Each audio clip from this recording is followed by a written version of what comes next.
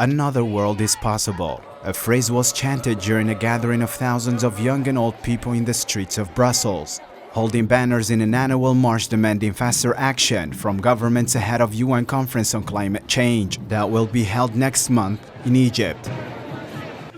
The reason that pushed many people to take the streets of the Belgium capital comes after summer heat waves and droughts that hit Belgium, as well as other European countries, which turned into a sign for urgent moves to curb climate crisis.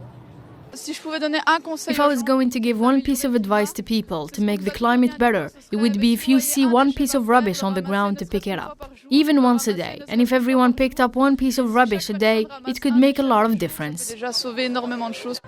Many protesters who were marching past the headquarters of EU institutions blamed the governments of overlooking long-term results and seeking profits in the short term, saying that climate crisis became more serious than ever before.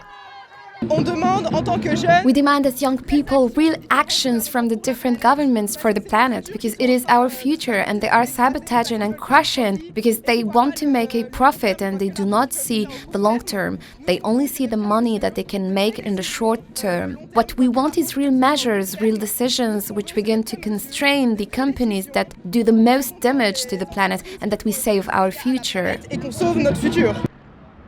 The average temperatures in Europe this summer were the highest on record. Large areas suffered intense heat waves, going over 40 degrees Celsius in many places. The extreme heat also led to increased drought risks. EU countries' climate ministers meet on Monday as an attempt to approve their final negotiating position for the COP27 summit, which takes place in Sharm el-Sheikh in Egypt, starting on November 7th. The EU has pledged to cut its net greenhouse gas emissions 55% by 2030, compared to 1990 levels.